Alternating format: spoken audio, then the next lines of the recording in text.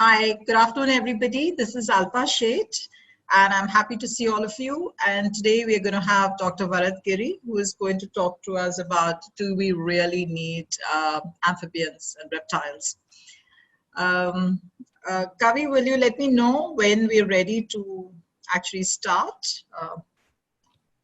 We're good to go, Alpa. We're good to go. Okay, great. So let me introduce Dr. Varad Giri. Varad to me. I've known Varad. I was just telling him that I've known him since over 2 decades, and he was a much younger lad, and so was I. And Dr. Varad Giri, he's now a very well-known international expert who works primarily on conservation of a special type of amphibians, which are the Sicilians. He also works on reptiles, other reptiles, and the Sicilians in particular live mostly hidden in the ground and in streams, substrates, and so on. And what Dr. Varad Giri's work primarily is focused on is in conducting very intensive surveys in the lesser explored areas to really understand the diversity distribution and the conservation issues of these species and their habitats. And I've seen Varad, as I said, from the past 2 decades, and he's so passionate about his work. And he used to be 24 hours at the Bombay Natural History Society at that time. And his efforts in identifying, classifying, and surveying and mapping these distribution of a host of reptiles and amphibians is phenomenal. And the last I talked to him a few minutes ago, I think he has discovered over 56 different species. And I think that would be some kind of record.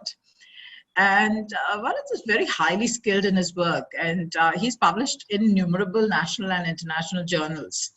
And he's also credited for the rediscovery of the Jaipur Indian gecko. That was rediscovered after over 135 years. And most recently, I mean, Varad can, of course, correct me, but I think one of his most recent ones was in October 2019, when Varad and his team, they discovered 6 new species of bent-toed geckos from different parts of Northeast India. And he's also been credited with the discovery of the first Asian species of amphibians that bear live young. So I think that was really very interesting. Apart from these achievements, he's also inspired very well-known international colleagues and students. As a result of that, there are 2 new species which have been named after him. Well, these are all tongue twister names, so I may get them wrong, and you'll have to excuse me about it. One of them is the snake Delhibird Giri, and then there is a gecko called Hematucus Brookie. And then in 2016, there was another new gecko species which was discovered in Kolhapur, which is his area, his hometown. And that species was named, another one which is there to torment me, Cytodactylus Varad Giri, or it's easier thing, it's called Giri's Gekela. And he has been trained and he's worked at the iconic NHS for over 10 years. And then he was a postdoc fellow at the National Center for Biological Sciences in Bangalore. He was also curator there at that for a few years. And now he's with the Foundation for Biodiversity Conservation, Pune.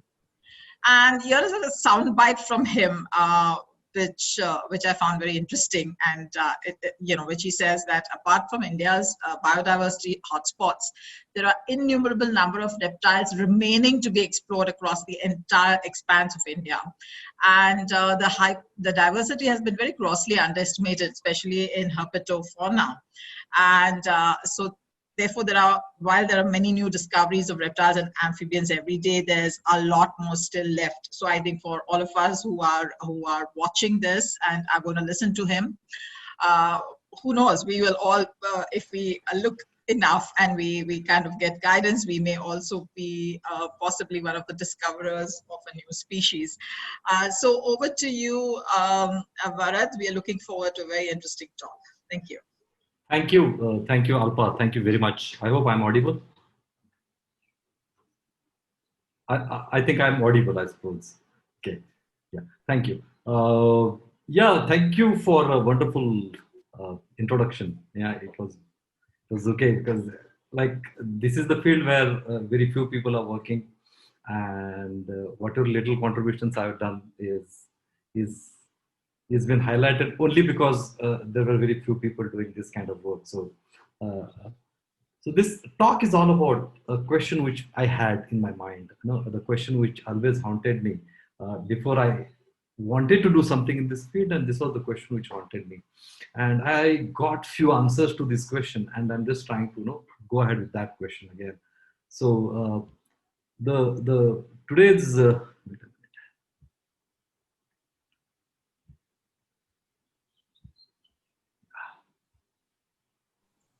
yeah, this talk is all about do we really need amphibians and reptiles? You know, and I hope this presentation is visible. Uh, Yes, yes, yeah, thanks. thank you. Because many a times I keep on talking and there is no presentation as well. That's why I'm asking this. Okay, so this question, I always had this question, like, do we really need amphibians and reptiles? Uh, and whatever answers I got, I'm just trying to summarize all those things here. So very question seems very simple, but there are quite a lot of things associated with that, and I'm going to discuss those things with you people, like what answers I got and what can you get out of those answers, and is there any opportunity for anyone who is listening here if they can contribute toward this field or not. So these are some of the things which I always had in my mind, and I'm going to share with you. So let's start with the first thing. What is this? This means there's something called need. So I just wanted to check, like, what is the real meaning of need? No, so the dictionary meaning which told me what is need is this. It's a state of having something which you really like to have it. This is something really amazing, because the talk is about, there are two different components in this talk. One is a need and one is amphibians and reptiles. Okay, so what is need? Let's try to understand that first. And once we have that clarity about the need, then we'll go to amphibians and reptiles, and then amalgamate both the things and try to come to the answers to the first question: do we really need amphibians and reptiles? So this is what the need means. So I'm just trying to make it a bit simple. I need something because I love it. It's very, very simple thing. No, this is so the root cause of many needs is the love. No, I love it. That's why I need it. Very simple. Second is, no, I need something because that gives me satisfaction and happiness. See, love is, again. See, I'm trying to try to sound a bit philosophical, but no, look at my beard. It is a bit white is there, so I can. No, so just making it bit simpler for you people. So there should be some satisfaction and there should be some happiness. See, and I'm putting two things very separately. Satisfaction and happiness doesn't go hand in hand. Love is separate, satisfaction is separate, happiness is separate. So I need something because I want to be satisfied, I want to be happy, and for that I need something. So this is the second thing, and one of the important aspects of certain things I need, because I want to survive. Without that, survival is not possible, and that's why I need them. So these are the three important things, and today I'm going to talk about by putting these three things, these three components. Let's look at amphibians and reptiles. Now let's look at amphibians and reptiles by in these three perspectives. So first, I'll start with how do they give me happiness, basically. Let's start with the happiness quotient, like happiness and satisfaction. Let's look at that. So many people who get happy or happiness or satisfaction by catching and playing with them. So I'm not going into the details about who are the people who are catching and getting satisfied. No. Go on the Facebook and search for snake friends or Sarpamitra. No, you'll see a truckload of people who are trying to showcase themselves with snakes. Is it right or wrong? Is a debatable question. But there are quite a lot of people who are satisfied, who are happy by catching them or by playing with them. I really don't like it. That is not the thing which we really we should be happy of. That should not be a good thing to do. Okay, so this is one thing. Second, Many people get happiness by studying them. Okay. Now look at this. No, there are 1,000 different species, known species of amphibians and reptiles in India. And how many people are really studying them? This is the question. There are around 1,200 to 1,300 species of birds. How many people are studying them? There is one species of a charismatic mammal called tiger, and see how many species, how many people are studying them. So why I'm giving this analogy? This is very simple. It's simple because this whatever that happiness again is again it reduces with the species and name. Like there are too many people in tigers, quite a lot of people in birds, and very few people in amphibians and reptiles. No, so happiness is again there are very few people who are there who are truly studying them, trying to understand them, and they are getting happiness out of it. Okay, let's. I'm going to elaborate a bit on this particular aspect as well. Like what are the studies, how those can be done, who can do those studies, all those things we can discuss a bit on that aspect as well. But just remember that there are people who are getting satisfied, who are getting happiness by studying them. So, and there is another group of people who are happy by conserving them. And the best example here is Romulus Whittaker.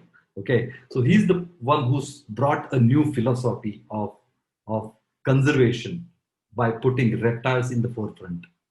He was the person who who is responsible for the conservation of crocodiles and so on and so forth.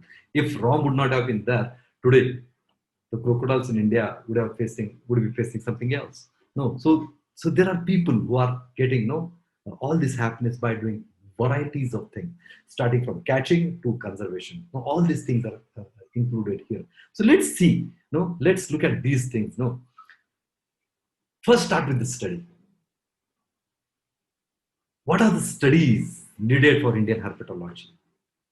We are in 2020, okay, and I hope now we have to accept that we are very on the way to sixth mass extinction. That's the way things are going. So we can, I think, confidently say that we are heading towards sixth mass extinction. And in that situation, what are the things which we don't know? That is something which we would like to, I would like to highlight about Indian amphibians and reptiles. No, this is a country where there are so many people. This is a country where there is a tremendous diversity. This is a country where so many things are happening. But when it comes to groups like amphibians and reptiles, where are we? And that understanding is something really, that is something really which we need to understand. Again, okay, the first question is, how many species are there? I don't know. No, in 2020, I don't know how many species of amphibians and reptiles are there. Why? Because very few people are studying them. There are many places where these animals have not been studied. Like if you look at the understanding of amphibians and reptiles, it is predominantly based on the studies conducted in the past.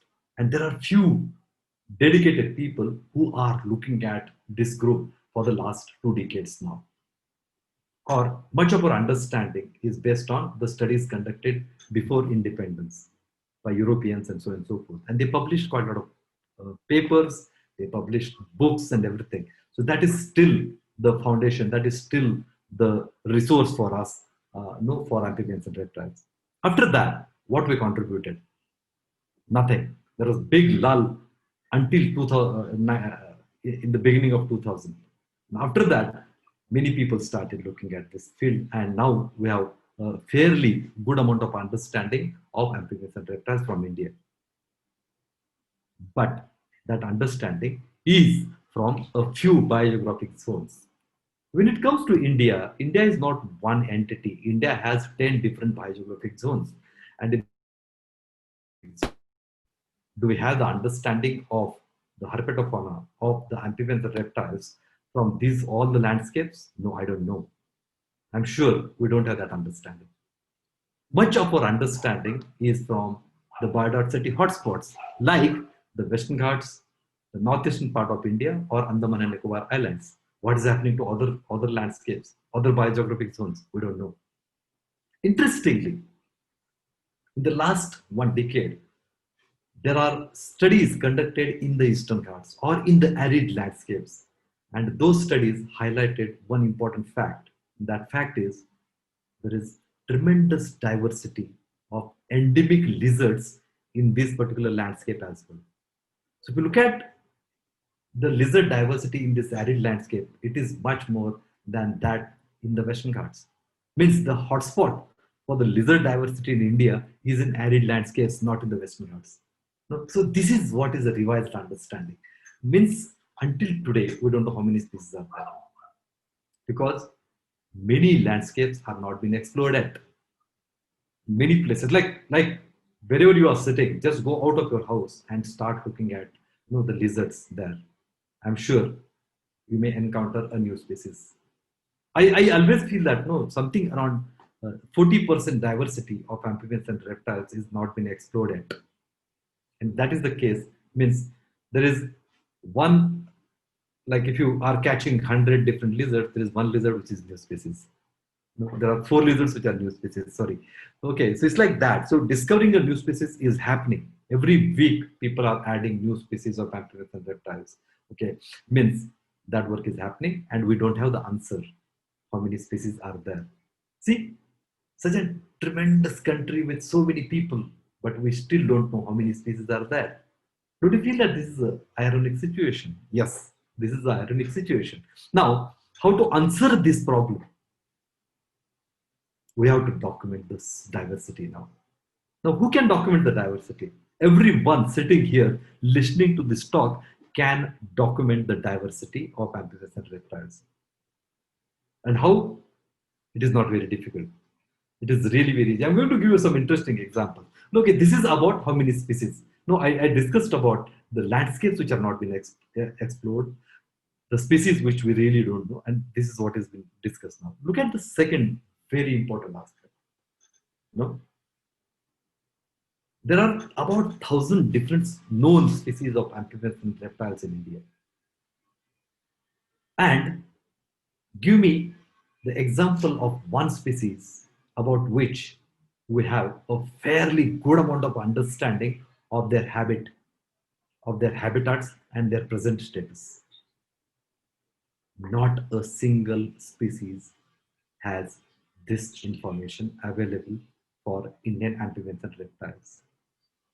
See, this is another very, very sad situation. So we are talking about 1,000 species.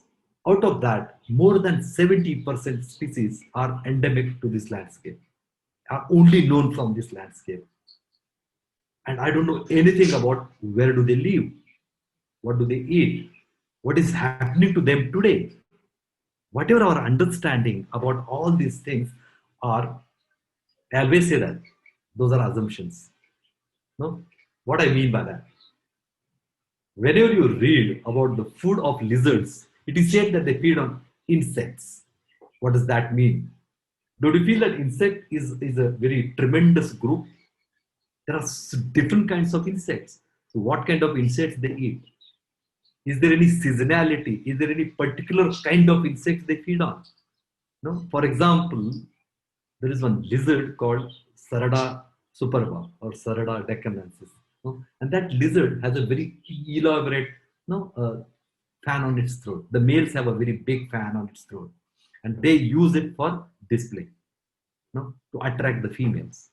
And in that, there is an orange color. That orange color is derived based on a kind of insect they feed. Means here I should be having understanding of that insect as well.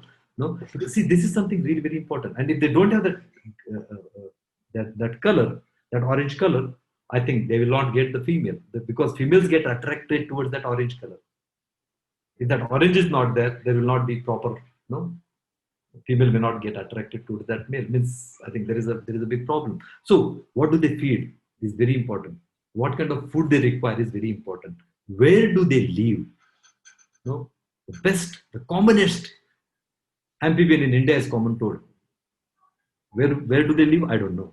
The commonest snake in India, okay, for that matter, is rat snake. What is the habitat of rat snake? We don't know. What is the present status? Is their population stable? Is their population declining, or is there increase in their population? Do I have that information? No. I don't know anything about these important aspects. Why they are important? Why should I know about their habits?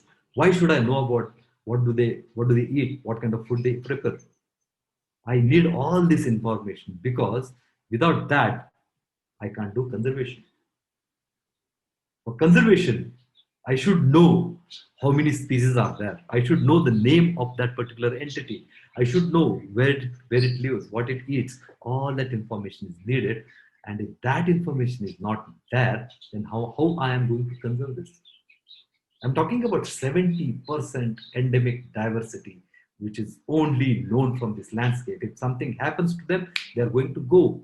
There is no chance. And I'm talking about the known species. There are many species that are not known to science. What is happening to them, God knows. So this is what is the current situation. Means in all these aspects, you have an opportunity. No? We started with the first thing. We started with, wait a minute. Sorry. So we started with how many species. I think you can contribute here. Then this is the second very important aspect where natural history is very important. We have to go and see what they are doing, what they are eating. We have to write about that. We have to, and then it's very easy. It's not very difficult. Okay. And who can do it?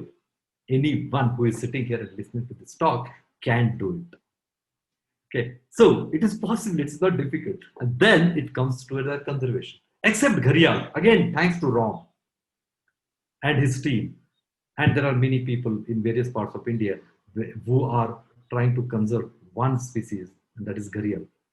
Okay, and I know that is the only reptile where some level of conservation actions are happening. Give me an example of any other reptile or amphibian in India where dedicated conservation is happening. Are we taking these groups into consideration? Are we saying that, oh, we have to conserve amphibians and reptiles? If we conserve them, something will happen. No, they are not at all on the platter of conservation. They are not at all been talked. They are not at all been discussed, or they are not at all been considered. If I'm wrong in making my statement, give me examples. No, I don't see anything except Gharial where a dedicated conservation action is happening. So I feel that this is something really, really very important. Today, we have to look at them in different perspectives. We have to think of their conservation as well. Again, why I'm coming to that point as well. Okay, now where can you contribute? Taxonomy. Taxonomy is very, very, very, very amazing. Because taxonomy starts the conservation. The end product of taxonomy is proper scientific name, and with that proper scientific name, all the future science starts. The conservation starts. And then there are many, like this is very interesting example, a lizard which was misidentified or wrongly identified. We looked at it. When I started looking at the checklist of lizards in India in the beginning, that time there was a species called Pterodolapis albofaciatus, and there is a species called Hematucus albofaciatus was missing. So it was wrongly put in this genus.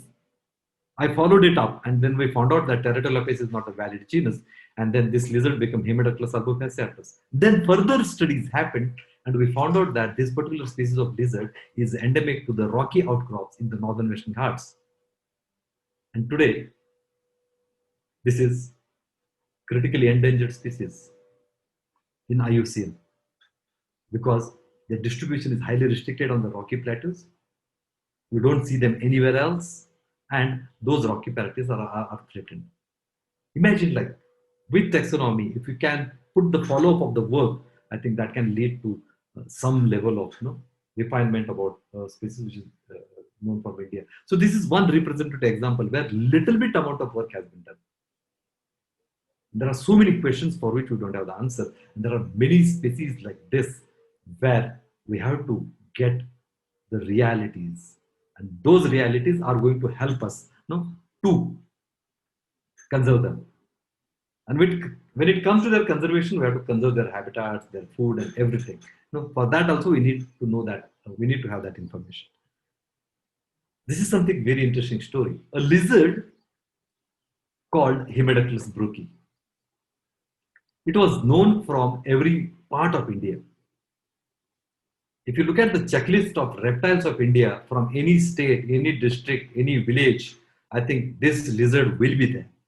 It was so common. It is widely distributed species of lizard known from the length and breadth of India. It was from everywhere.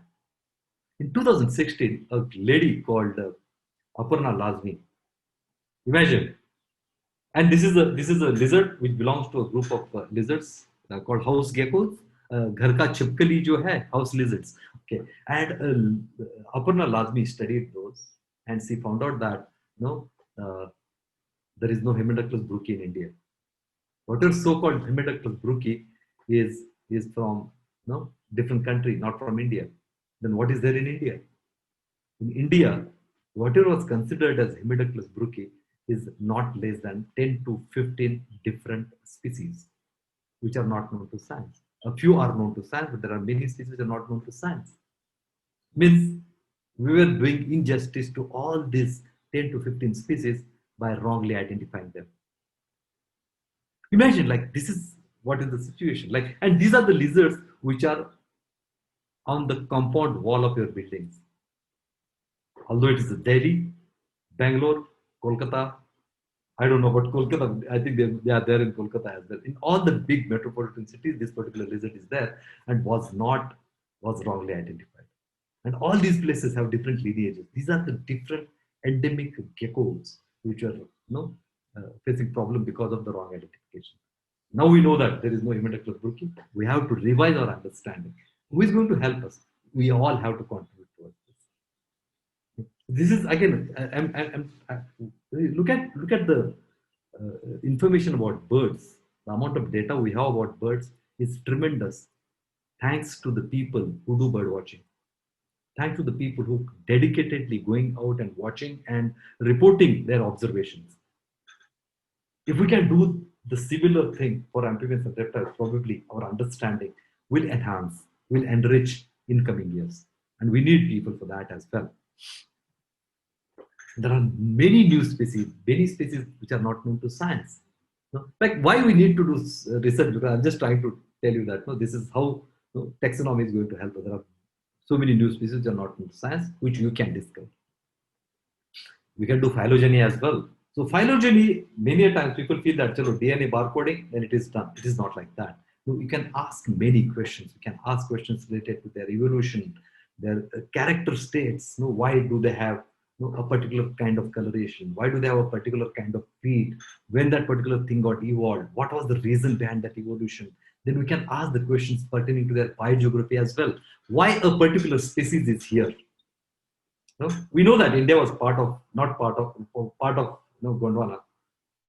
India was part of Africa at one point of time, and today it is something else. So when it started its journey, it was a wet evergreen forest, and there are 10 different biogeographic zones. And to understand all these intricacies, phylogeny helps us a lot. And I feel amphibians and reptiles are the best examples, because there are many elements which in India now, look at India as such. In India, there are many amphibians and reptiles who are African origin. There are many amphibians and reptiles who evolved on Indian plate. There are many amphibians and reptiles who I think they have the affinities with Indochina. There are affinities with Europe and Middle Eastern countries as well. Since we have a mixture of things there. And phylogeny is going to help us understand all these aspects of science again. And for that, amphibians and reptiles are the best examples. Just to give you some examples, this is one example. This is a lizard called Ceratopodium, a genus of a lizard called Ceratopodium, or naked toad gecko. Okay, known from arid landscapes they are there in Delhi, in Rajasthan, Gujarat, Chhattisgarh, and Madhya Pradesh. Interestingly, there are 2 or 3 species known from India until now. And then when Ishan Agarwal, one of the prominent herpetologists in India, when he studied them, he managed to catch hold of quite a lot of populations, and he studied their phylogeny, and he found out that it is not what we know. There are much more species diversity than what we know today. And then we looked at their morphological characters, and we got confused. because morphologically they look so alike. These are genetically distinct species, but morphologically they look very, very similar. So questions like this, amazing things like this, which are happening with amphibians and reptiles in India, and I think we have to use phylogeny in this aspect. And there are many, many questions. For example, common Indian toad. See, it is there everywhere. No, from Kashmir to Kanyakumari, from Gujarat to West Bengal, it is everywhere. How can a species of amphibian live in 10 different biogeographic zones in India so comfortably? Is it one species or a species complex? Yeah, this is something which is very cool. And this is a frog. This is a toad, which is, you go out of your house, it is there.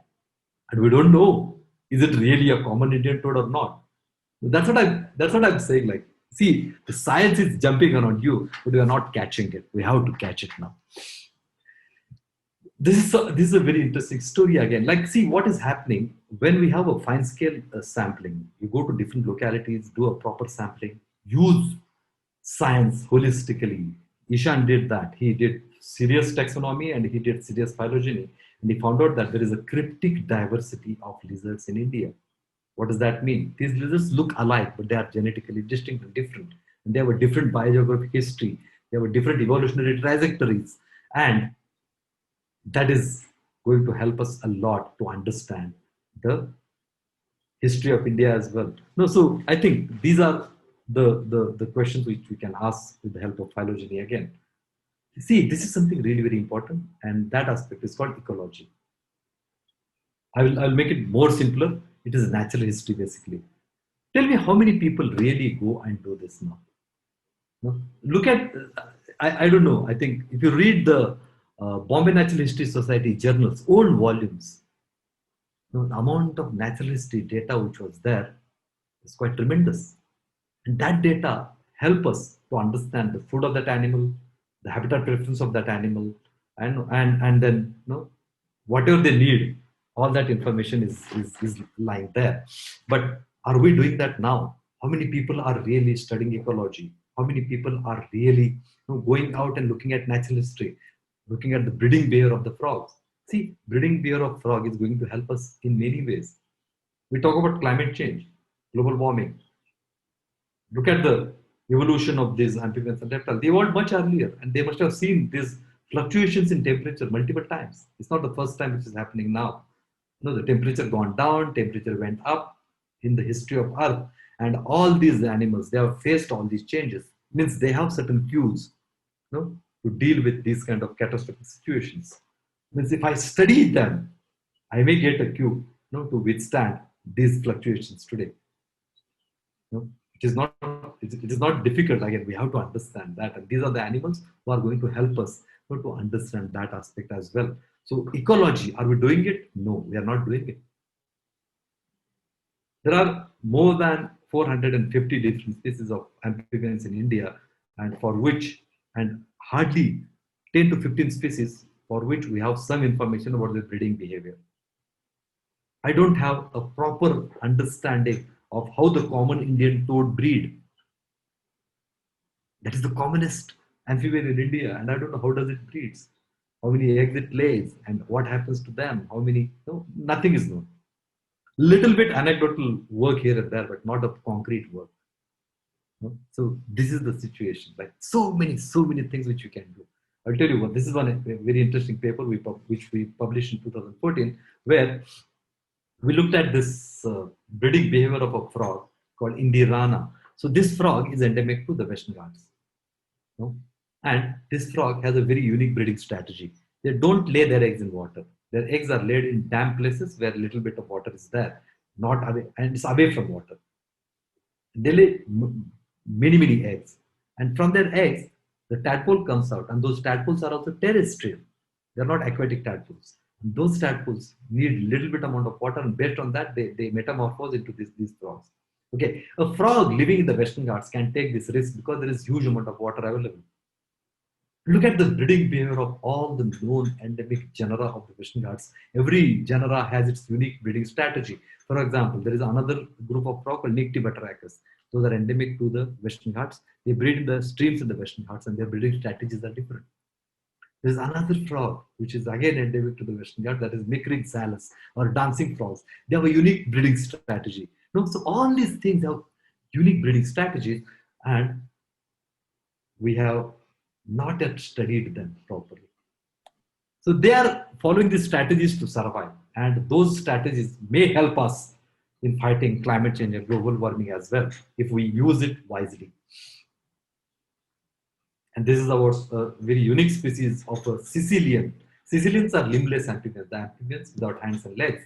So this is a Sicilian which gives birth to the young ones. So this is a dissected open specimen, and the arrows are the babies in its body, in the mother's body. Okay, so these Sicilians give birth to the young ones directly. And this is the only known amphibian in Asia which does so. There are no other amphibians in Asia which are known to give birth to the young ones. And this is what is there in India. What is happening with other Sicilians, we don't know.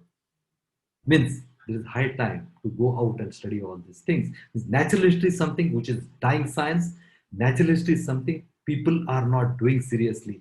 Today, we have to go back and study natural history as well, because that is going to help us understand these animals properly. This is a very interesting breeding behavior followed by a toad called Xanthophrene. This toad is endemic to the northern Western Ghats. Okay, and these toads, like, look at the figure A. I can't point it out, but in the middle panel, the A is a breeding place. There is a little bit of water which gets accumulated on that lateritic rock. In that water, they breed. This toad, there are two species of in this genus. There are two species. One is Amboli toad and one is Quena toad, and both of them breed like this. In that little bit water, they breed. And this information is needed for us, because suppose tomorrow, if I want to do some conservation actions, want to make some conservation measures for the betterment of this particular species, I need to know this. Otherwise, what I will do, I will go there and I will dig some big pits for their breeding, where they will not go and breed. Now I know that these rocks are very much essential for their breeding. And these rocks, if not there, they will not breed. So all this information is helping us. I was trying to make a point in the beginning, how natural history is going to help us in conservation. This is how it is going to help us in conservation. This is a critically endangered species known from a small locality. Interestingly, they breed this is called explosive breeding. They come out for 1 or 2 days in a year, and they breed and they disappear. Okay, so in one go, they lay thousands of eggs. In the first monsoon shower, they come out and they breed. Last few years, we observed a very interesting rainfall pattern, change in the rainfall pattern. What happens? It rains heavily in the beginning of monsoon, and suddenly it stops. And when it stops, these puddles dry up, and the tadpoles die. And then there is a big problem happening. So all this information is going to help us, their conservation, effective conservation. Again, so how to conserve, we have to have this information. Without this, it is not possible. And then, how many species for which we have this information? Very few. There is, we need, and then this is something which is at most needed for Indian amphibians and reptiles, that is awareness. India is a country which was considered as a country of snakes and snake charmers. Probably it was true at that particular point of time. But is it still same, or is it changed? Today I feel that India is a country of snakes and snake catchers. And there are things like TV serials, movies, which are enhancing our understanding of amphibians and reptiles. We know that lizards are poisonous. If they fail in your food, it is a problem. But is it the fact? No. No lizard have poison on its skin in India. How many lizards are venomous in India? Not a single lizard which is venomous in India. There are only 2 species of lizards which are venomous in the world. One is Gila monster and one is bearded lizard. Both of them are not there in India. But we hate lizards for that reason.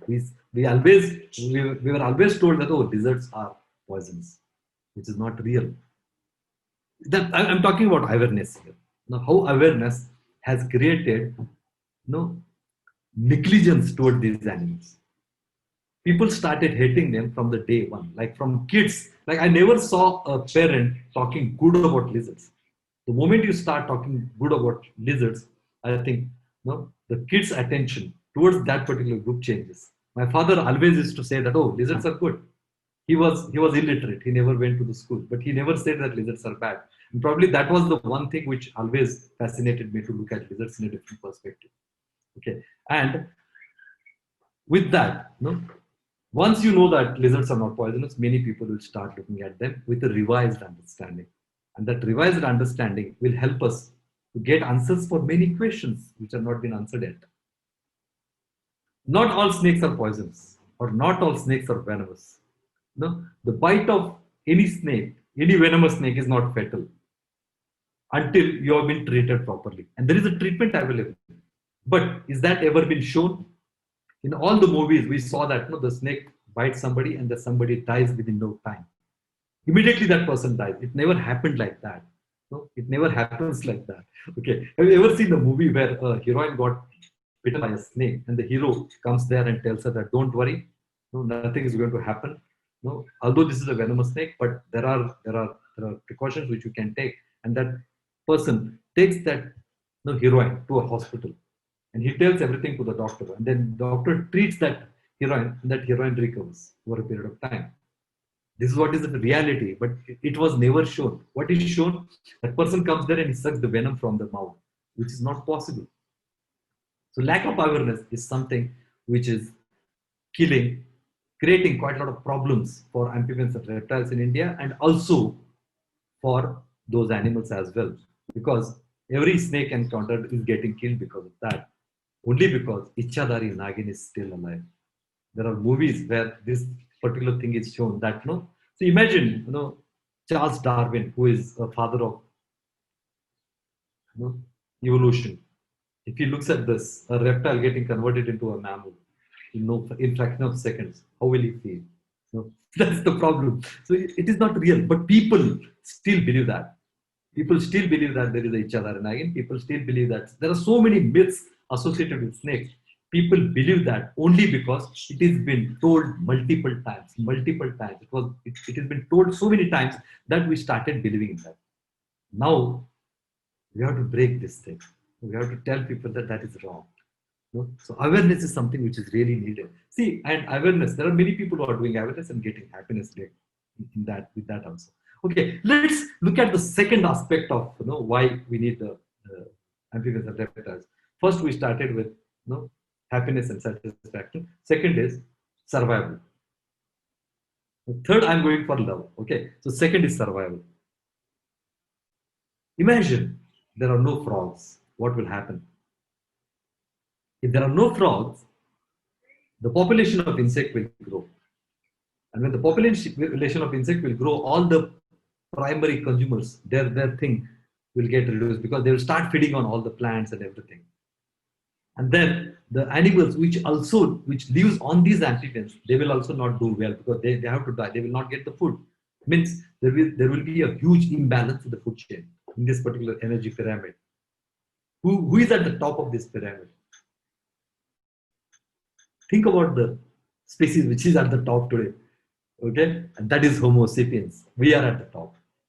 No? And if something happens, if the base goes, the pyramid is going to get collapsed. So who is going to fail first?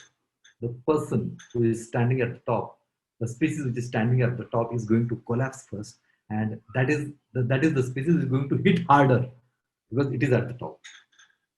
No? So if amphibians and reptiles are not there, I think our survival is at stake, because these are the species which are the predators. No, they are helping in so many things. They are the predators and they are also the prey. For our survival, they are needed. They are in varied habitats, they are everywhere, and for our survival, without them we can't survive. And if we are not there, what will happen to amphibians and reptiles? Do I need to answer this question? Okay, the last 4 months of COVID has answered this question. When a species called Homo sapiens was confined to the house, I think all the biodiversity is doing well. What does this indicate? This indicates that we are not needed there. But these animals are needed for our survival. If amphibians and reptiles are not there, I'm sure the species which will go extinct immediately will be Homo sapiens. We will go extinct immediately after that. Imagine, this is real. Okay, so I'm using the same analogy here. No, it's like we say that, no, protect tiger, you're going to protect everything. Let's play this thing in a different way now. Let's protect amphibians and reptiles. What are you doing with that? We are protecting the places where amphibians and reptiles live. We are protecting the things which amphibians and reptiles eat, because these are the two important things which we need to protect for their conservation. Okay. Now, where do amphibians and reptiles live? They are varied. They live in varied habitats. There are burrowing amphibians. There are terrestrial amphibians. There are arboreal amphibians. There are aquatic amphibians. Means we need to conserve the land. We need to conserve the forest. We need to conserve trees. We need to conserve grasslands. We need to conserve everything, literally. By protecting amphibians and reptiles, we are protecting varied landscapes, and we are protecting tiger as well. Don't you feel so? I feel so. So because for conservation of amphibians and reptiles, we need to have a big strategy where large-scale landscapes should get protected again. So see, again, all these things are quite intricately associated. So I always say that, no, protecting tiger, if you can protect everything, I think by protecting amphibians and reptiles, you can protect tiger. Okay, correct me if I'm wrong again. Okay. See, then there are many people who started loving them. And why to love them? I think I'm not going into those details. But people who love them, people who did quite a lot of things. As I told you, there are people who do research, there are people who do conservation, there are people who do quite a lot of awareness about amphibians and reptiles. Okay, by doing that, see, as interestingly, Homo sapiens, Homo humans, probably is the only species which expects something in whatever acts they do. And in that, let's expect something as well. Like if I do all these things with amphibians and reptiles, what I'm going to get in return? The greatest happiness and satisfaction. You meet any dedicated herpetologist, you will always see them happy. That's what I have seen. I have multiple examples from India and abroad. They are never sad. They are never worried. They're like very happy, calm, quiet. They're like, they will crack jokes. They'll make fun. They're really happy and satisfied people. Then that gives the immortality. What does that mean? As I told you, 40% diversity of amphibians and reptiles is not known to science. If you describe a new species, what happens? Your name remains with that species. Your name gets associated with that species. Until that species is alive, your name remains alive. Means you become immortal. Immortality is assured by studying amphibians and reptiles. The moment, because as I told you, 40% diversity is not known to science. If you describe one species, you are immortal. Is you have a chance for immortality by studying amphibians and reptiles. And you are going to support the most endangered species on earth to conserve. You are supporting or you are conserving the most endangered species on earth, that is Homo sapiens. See, frogs live in fresh water. We need to conserve the fresh waters for their survival. The moment we do that, we are conserving the utmost resource which is essential for us. Frogs live in varied forests, varied habitats. Lizards, snakes live in varied forests and varied habitats. So if I'm conserving frog, lizards, I'm conserving all these things. And these are the things which are needed for my survival. If there is no tree and no water, I'm sure I'm going to die in no time. Because I will not get oxygen and I will not get food, I will not get water. All these things are essential for my survival. So if somebody asks me what are the essential things for the survival of Homo sapiens, I always say that food, water, and oxygen. Rest, if you don't have it, also you survive. But without this, you can't. And by conserving amphibians and reptiles, by protecting amphibians and reptiles, we are protecting the resources which are utmost essential for the survival of human race. I'm sure by conserving amphibians and reptiles, you are conserving the humans as well. So all these things you are going to get in return. Okay, let's look at some examples. No, I don't want to leave you with the thought process that yeah, Varad said so many things, but how can I contribute? How can I become part of this? Let me give you some examples. So let me give you some examples with some representative examples, which will, and for me those are like iconic examples. Why? Let me tell you. He's Ashok Captain. He's a BSc graduate. No, not associated with any big institute. He is institute in himself. One of the best snake taxonomists in India. He studied, he encouraged people like us, he did so many things, and today there are 2 species of snakes named after him. He is an immortal person. No? Like, don't you feel that this is an inspiration for all of us? You may be feeling that I should have a big degree to do science. Ashok is an example where he proved that with mere graduation you can do science. He published amazing, there are 2 or 3 best books on snakes in India published by Ashok.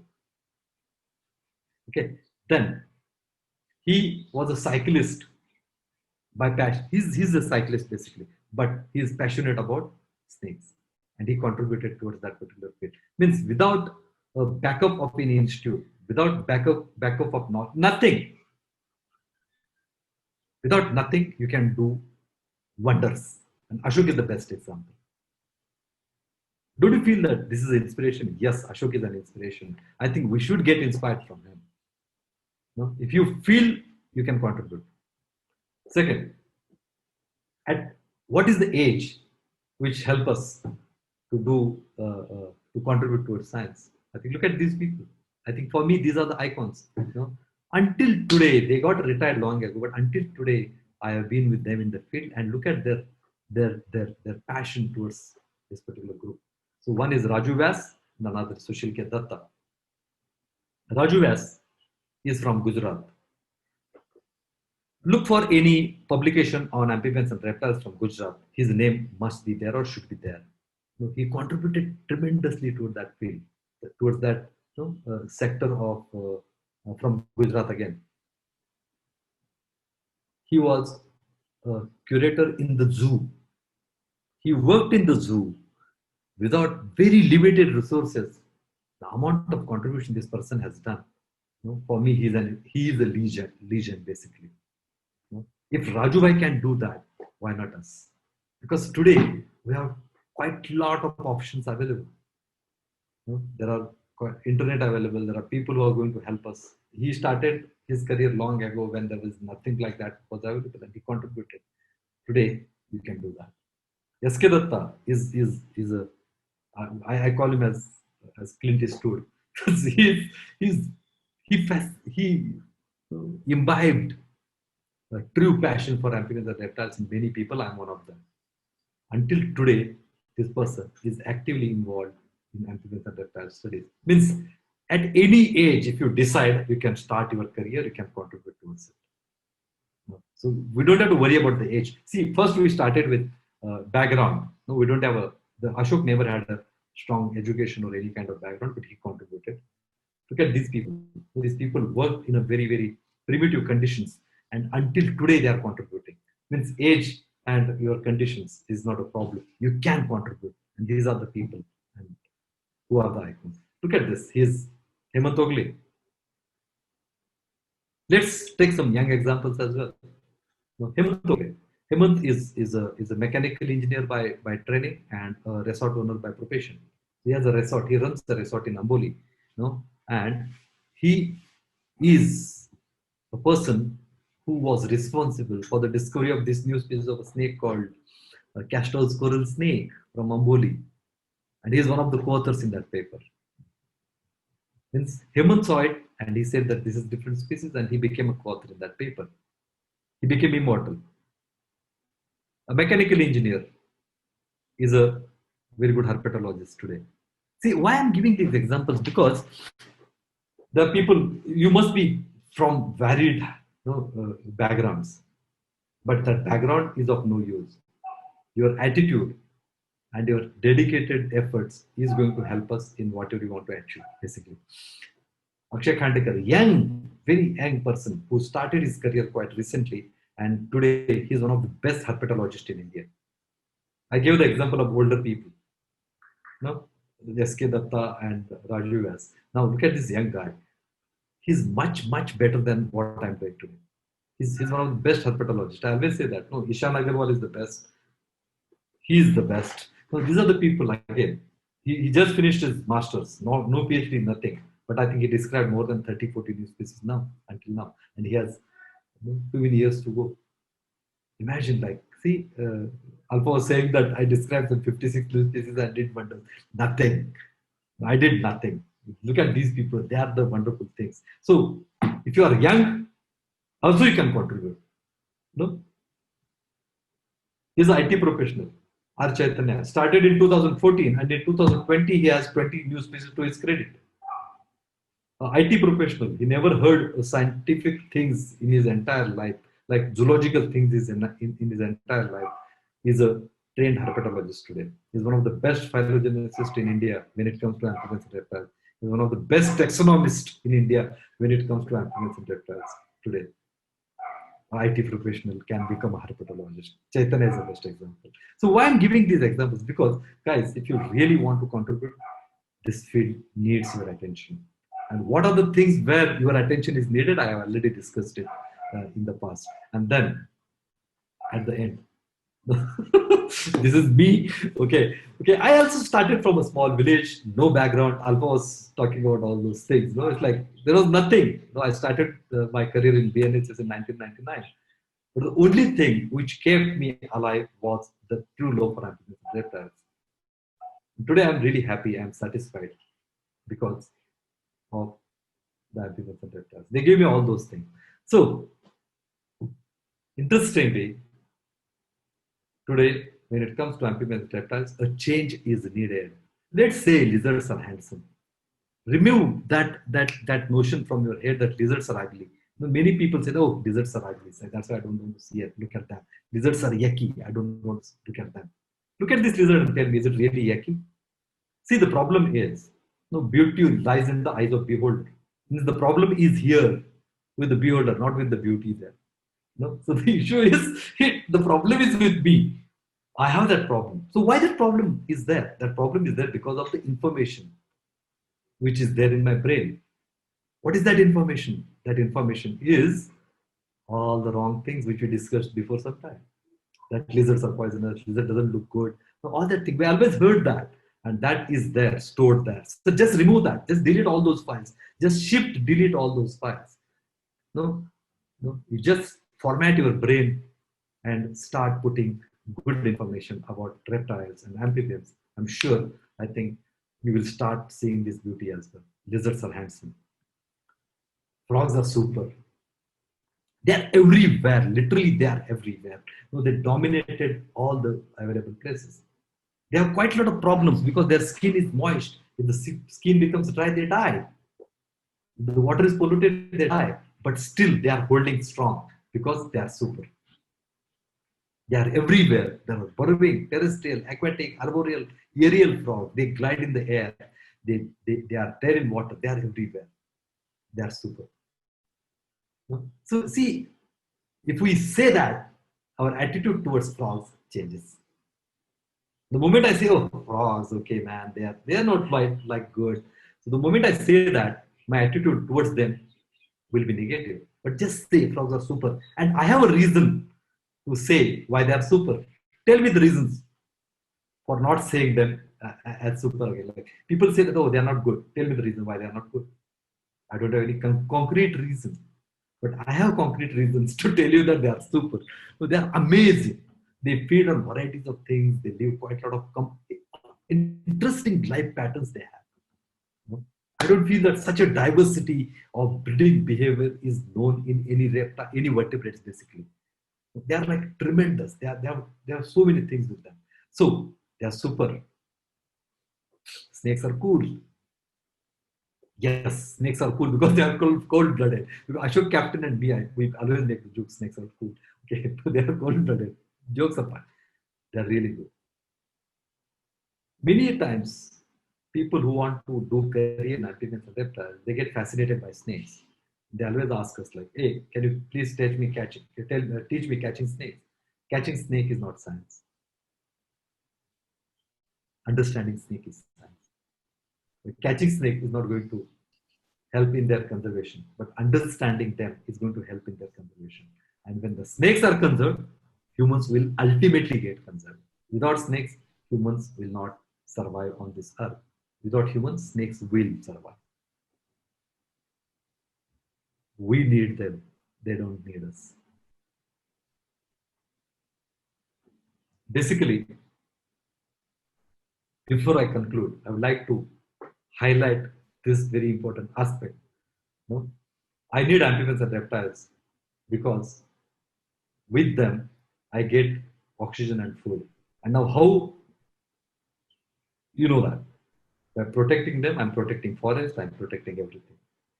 No? And they are helping in maintaining the food chain and everything. So food and oxygen, which is the essential aspect of our life, is been given by amphibians and reptiles. So I need amphibians and reptiles for that. I need amphibians and reptiles for my salary. Okay. What does this mean? Because see, I have a job. That job is going to help me. And every job you people are doing, so that job has something to do with biodiversity. Without biodiversity, your job is of no use. Without biodiversity, we can't do any job. No? So, salary we are getting to that job, and amphibians and reptiles are helping me. So, next time, whenever I'm eating something, I have to thank frogs, I have to thank lizards, I have to thank snakes. Because of them, I'm eating this. That is reality. That is the fact. We have to accept that now. I need amphibians and reptiles for my entertainment. See, again, what do I mean by entertainment? Like, you know that now there is a tremendous change. We know people go for bird watching. Nowadays, people are going for photography of amphibians and reptiles. So they are helping us in getting that kind of entertainment as well. So they are helping us in many ways. Basically, I need amphibians and reptiles for my survival. Without them, I can't survive. Without me, they can. I need them for my survival. I think with this thought, I would like to thank Delhibird Foundation for this wonderful opportunity to interact about why we need amphibians and reptiles. And I think I made my efforts to bring a revised thought about this particular group in your brain and in your heart as well. I'm thankful to Sanctuary Nature Foundation for this thing. Yeah, Alpa and Nikhil, both are the. See, I look forward to both of them. The way they are doing quite a lot of things, and I never see. I used to see all these talks, and I always used to feel that if I get the opportunity to give a small talk here, that will be a wonderful thing. And thank you, Alpa, and thank you, Nikhil, for this wonderful opportunity again. And thank you all. Okay. Thank you very much. Thank you very much, Baba Varad Ji. आपने हमारे साथ बहुत ज्ञान share किया है. There were two major secrets, inner knowledge you have shared. One was that you have shared with us a secret of immortality. What a very deep knowledge it is. So all of us listeners, we have to, and viewers, we all have to remember that we still have a chance for immortality.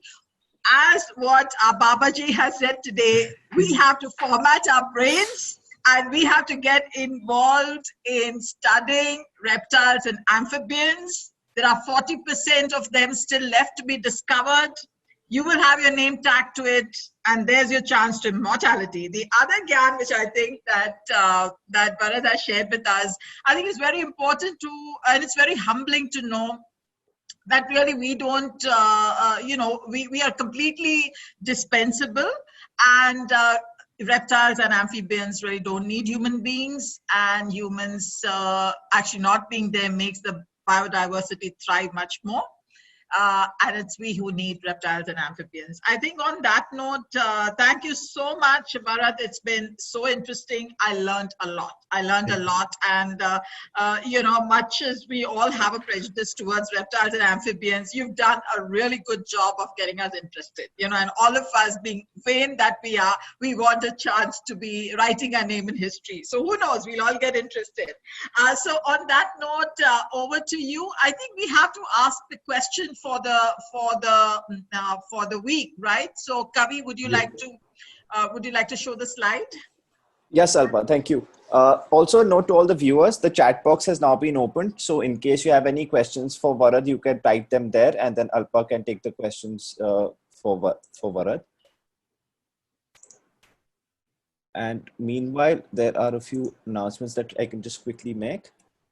So like most of you would know that one of our partners for these talks is Sanctuary Nature Foundation, and all viewers of the Delhibird Foundation talks are entitled to a free digital subscription for 1 year to Sanctuary Asia magazine or Sanctuary Asia Cub Kids magazine. So in order to avail of your free digital subscription, all you need to do is go to the Delhibird Foundation website, which is www.delhibirdfoundation.org/offers, and give your email address. You'll receive an email with steps on how to activate your subscription.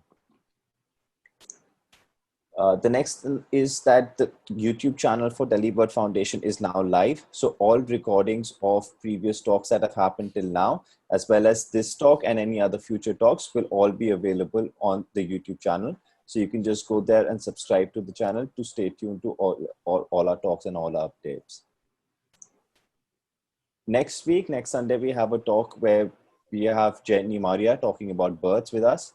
Most of you would know Jenny as one of the ace bird photographers in India, who's photographed more than 1,100 Indian birds. So this is on Sunday, 20th September at 5 p.m. The same Zoom meeting ID as today.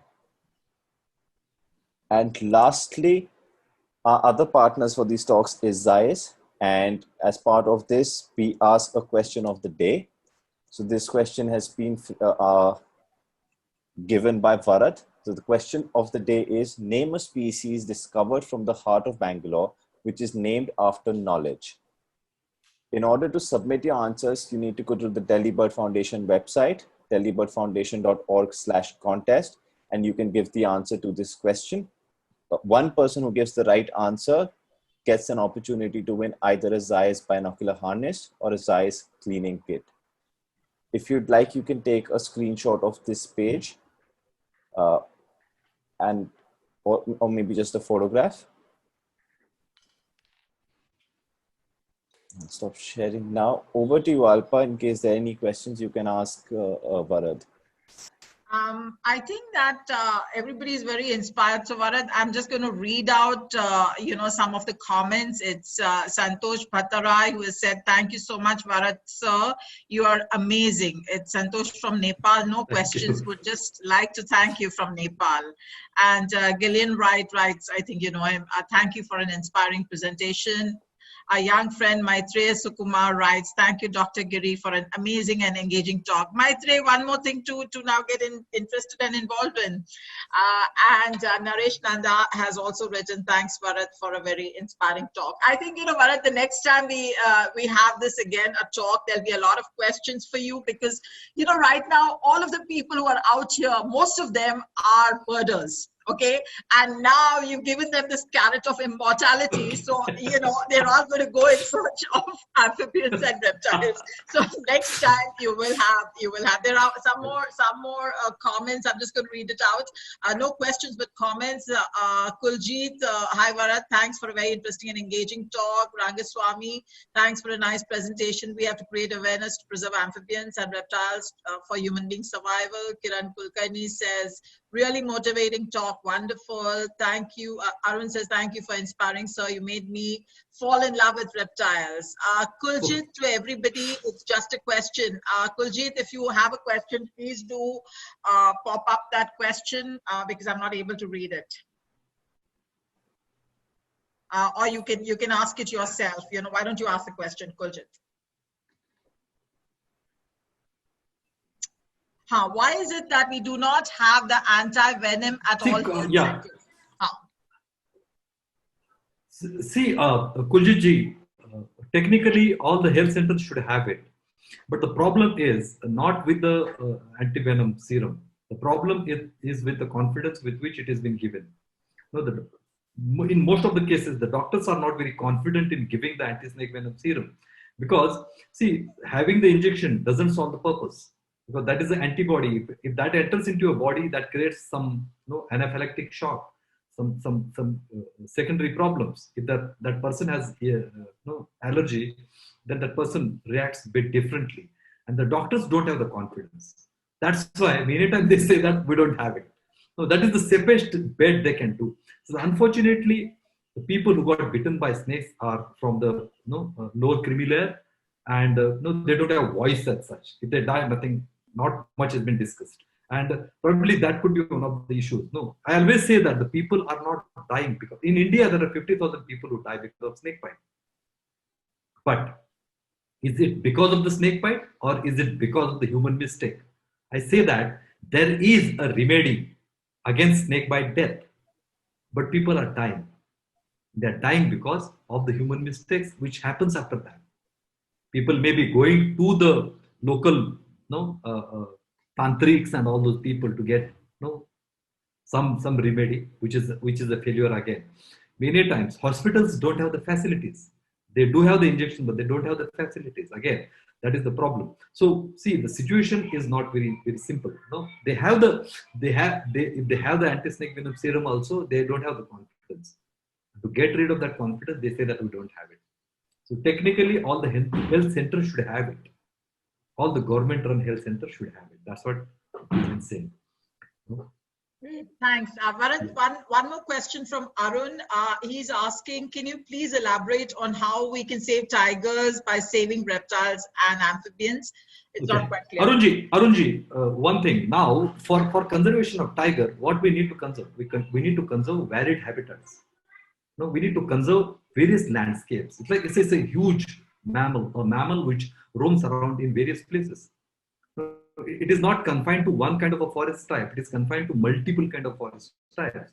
And there are corridors which are involved. There are reserve forests which are involved. There are protected areas which are already protected. There are many buffer zones which are again away from the protected area. Now, we need to protect them. What I said, if I want to conserve a frog, I have to conserve different water bodies because there are aquatic frogs. There are terrestrial frogs, means I have to conserve the forest floor. There are arboreal frogs, means I have to conserve the trees. There are bush frogs, I have to conserve the bushes, means I have to conserve everything. No? So in doing that, I am conserving varied habitats where the tiger is also living. So when we say by conserving tigers, I'm protecting everything. And see, when it comes to, like, suppose this is a tiger, the conservation of tiger is going to conserve everything below that, that triangle, that pyramid. I mean, the base is getting conserved. That is the analogy. I'm playing that in an inverted way. I'm saying that conserve this base, the top will ultimately get conserved. I hope you understand what I mean. Like amphibians and reptiles are everywhere. Their conservation, their protection means conservation of varied habitats. Conservation of habitats where tiger lives and conservation of habitats where tigers are not there. That's what I mean. Great, thanks very much. If there are no further questions, I'd just like to once again thank Varad. It's been a very amazing session, and you just by the number of comments we've got, I can say that everybody has been floored by your talk. Thank you very much. Thanks so much, Varad. Thanks a lot. Thank you very much. Bye-bye.